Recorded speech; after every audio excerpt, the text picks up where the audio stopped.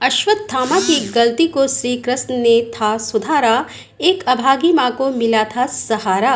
लंबी आयु बढ़ाए परिवार का मान, माँ रख रही है व्रत, तुम करो कुल का गुणगान।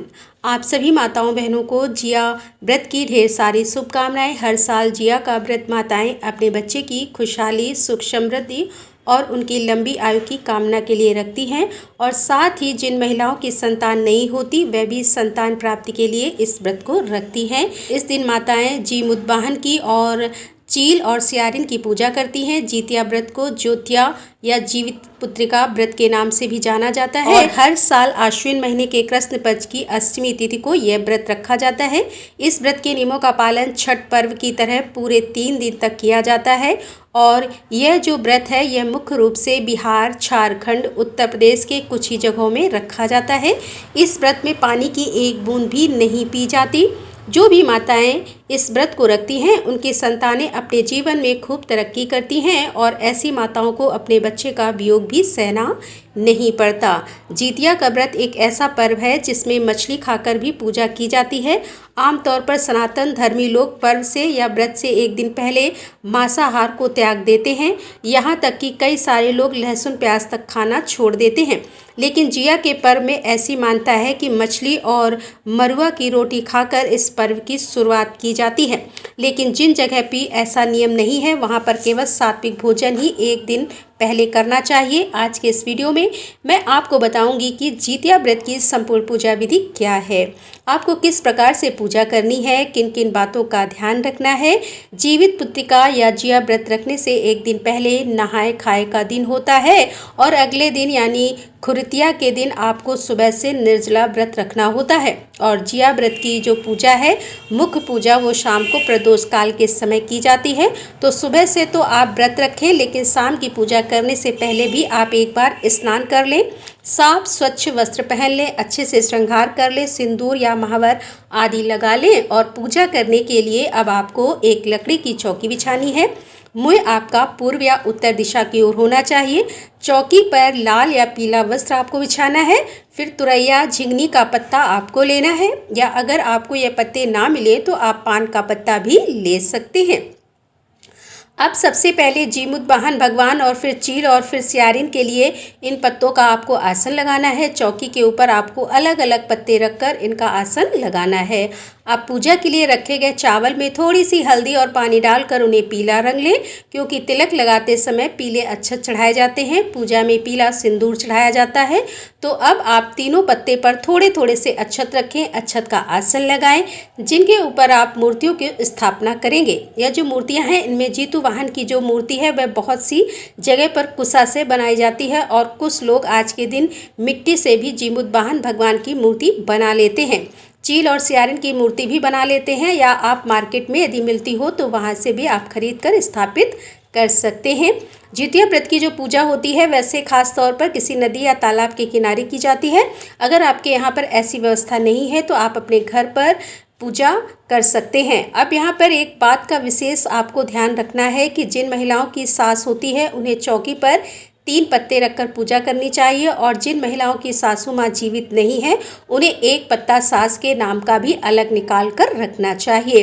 क्योंकि जिया के व्रत के बारे में ऐसा कहा जाता है कि पहले इस व्रत को सासू माँ ही रखती हैं और उनके बाद बहू इस व्रत को रखती है। अब 1 पत्ते पर जीमुतवाहन भगवान की, दूसरे पर चील और तीसरे पत्ते पर सियारिन की मूर्ति रखेंगे। आप मिट्टी से प्रतीक रूप में ये मूर्तियां बना सकते हैं। मूर्ति स्थापित करने के बाद आपको चौकी के पास में ही रोली, हल्दी या और गुलाल से चौक पूरना है। चौक आप आटे से भी पूर सकते हैं। अब सबसे पहले हम गणेश भगवान की पूजा करके मुख्य पूजा आरंभ करेंगे। एक सुपारी में आप कलावा बांधकर पान के पत्ते के ऊपर उस सुपारी को गणेश भगवान का प्रतीक मानकर स्थापित कर लीजिए। अब एक पुष्प की सहायता से जल छिड़ककर भगवान गणेश जी को स्नान कराएंगे। फिर वस्त्र रूपी कलावा अर्पित करेंगे। गणेश भगवान जी को हल्दी और अक्षत से तिलक लगाएंगे। पुष्पमाला या पुष्प अर्पित करेंगे। अगर आप नदी के किनारे या पूजा कर रहे हैं तो आपको यह ध्यान रखना है कि आपको अलग से कलश की स्थापना करने की आवश्यकता नहीं है। अगर घर पर पूजा आप कर रहे हैं तो कलश की स्थापना भी जरूर करनी चाहिए। आप दीप कलश की स्थापना भी कर सकते हैं। दीप कलश की स्थापना करने के लिए लूटा लेकर उसके कंठ पर कलावा लपेट दें 3 बार और फिर उसमें गंगा जल मिलाकर शुद्ध जल भरें। गंगा, यमुना, कावेरी नदियों का स्मरण करें, उनका आवाहन करें। अब जल के लोटे में अक्षत, सुपारी, एक सिक्का और हल्दी की गांठ अगर आपके पास है तो वह आप डालें। हल्दी की गांठ नहीं है तो आप एक चुटकी हल्दी पाउडर भी डाल सकते हैं। थोड़े से पुष्प और अक्षत कलश के अंदर डालें और उसके बाद आप कलश में आम या अशोक या फिर पान के 5 या 7 पत्ते लगाएं। इसके बाद आप चावल या गेहूं से भरी हुई एक कटोरी कलश के ऊपर रखें और उस कटोरी के ऊपर आपको अब दीपक जलाकर रखना होता है, जिसे हम दीप कलश कहते हैं। इस तरह से आप दीप कलश की स्थापना कर लेंगे। इसके बाद आपको मुख्य पूजा करनी है। पूजा शुरू करने से पहले अभी भी आपने जो दीप कलश की स्थापना की है उसकी पूजा करनी है। दीप कलश पर आप रोली, कुमकुम, अक्षत से तिलक लगाकर या स्वास्तिक बनाकर पुष्प अर्पित करें।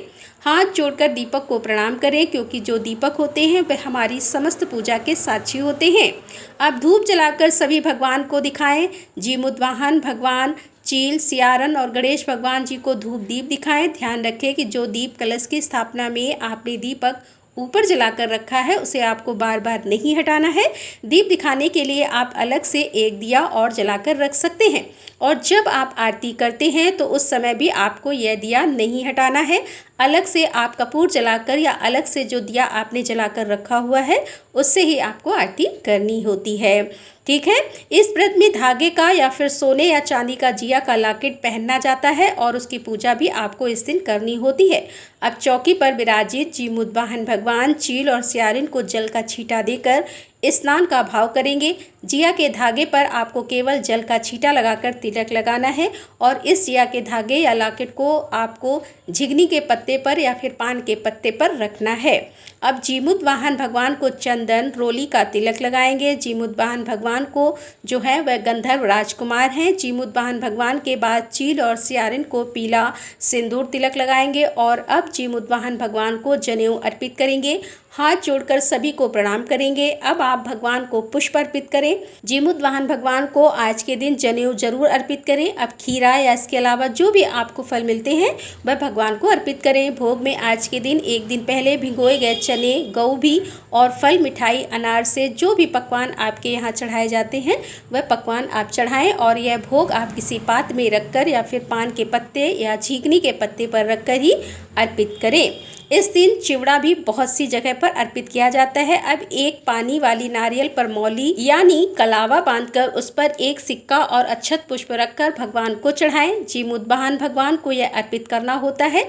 ध्यान रखें, पूजा करते समय मंदिर में कुछ दक्षिणा जरूर रखें, जिससे अगले दिन आप किसी को दान में दे देते हैं। अब हाथ में थोड़े पुष्प और अक्षत लेकर व्रत की कथा सुने या पढ़ें। अगर कोई पढ़ने वाला ना हो तो खुद भी आप पढ़ सकते हैं। अगर आपके पास किताब है तो किताब की पूजा भी आप करें। किताब को आप तिलक लगाएं और उसके बाद कथा का शुभारंभ करें।